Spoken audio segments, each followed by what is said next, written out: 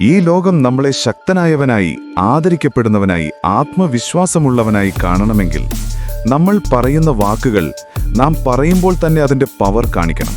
അതായത് നിങ്ങളുടെ വാക്കുകൾ നിങ്ങളുടെ ആഗ്രഹങ്ങളോട് പൊരുത്തപ്പെടണം. ഇത് നേടാൻ സഹായിക്കുന്ന 5 പ്രധാന കഴിവുകളാണ് ഇവിടെ പറയുന്നത്. ഇത് തന്നെയാണ് ശ്രദ്ധ നേടുന്നവരെയും അവഗണിക്കപ്പെടുന്നവരെയും വേർതിരിക്കുന്നത്.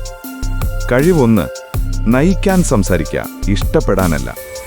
നേതാക്കളായവർ ഇഷ്ടപ്പെടാനല്ല സംസാരിക്കുന്നത്, അവർ നയിക്കാൻ സംസാരിക്കുന്നു.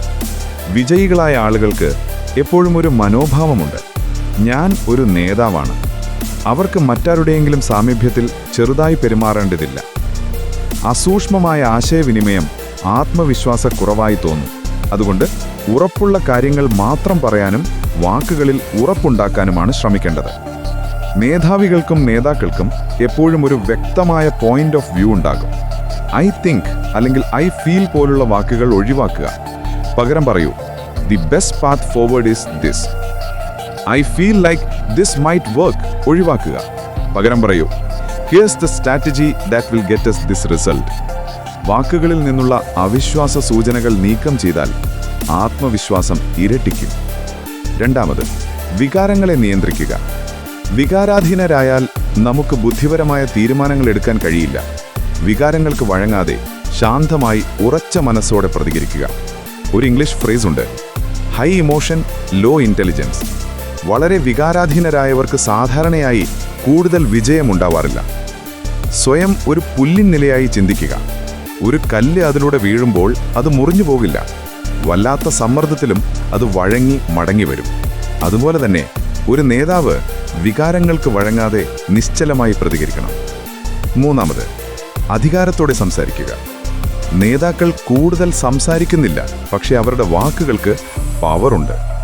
ഓരോ സംഭാഷണവും നിങ്ങൾക്കൊരു സ്വാധീനം ചെലുത്താനുള്ള അവസരമാണെന്ന് ചിന്തിക്കുക.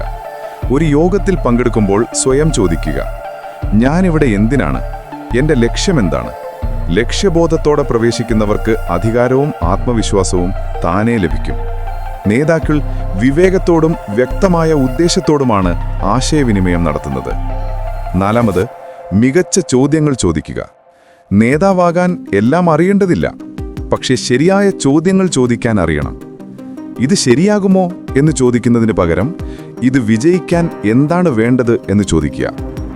ചില ഉദാഹരണങ്ങൾ: വാട്ട് ഡു യു തിങ്ക് ഒഴിവാക്കുക. പകരം പറയൂ, what data supports this decision. How's it going ഒഴിവാക്കുക. പകരം പറയൂ, what's the biggest challenges you are facing right now. Can we fix this ഒഴിവാക്കുക. പകരം പറയൂ, what would it take to ensure this never happened again. നിങ്ങളുടെ ചോദ്യങ്ങൾ തന്നെയാണ് നിങ്ങളുടെ ബുദ്ധിയുടെ പ്രതിഫലനം.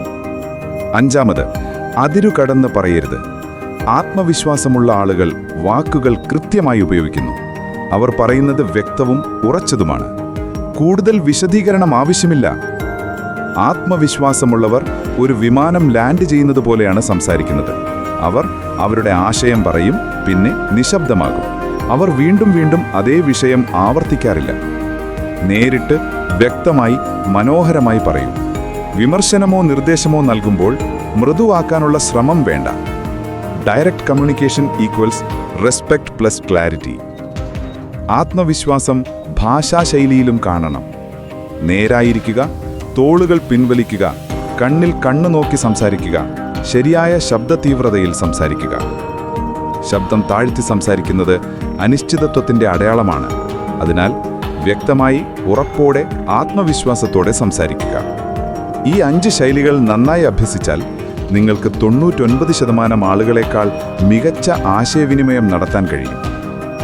സംസാരിക്കുക ആത്മവിശ്വാസത്തോടെ, നയിക്കുക ബുദ്ധിപരമായി, പ്രഭാവം ചെലുത്തുക ശാന്തമായി.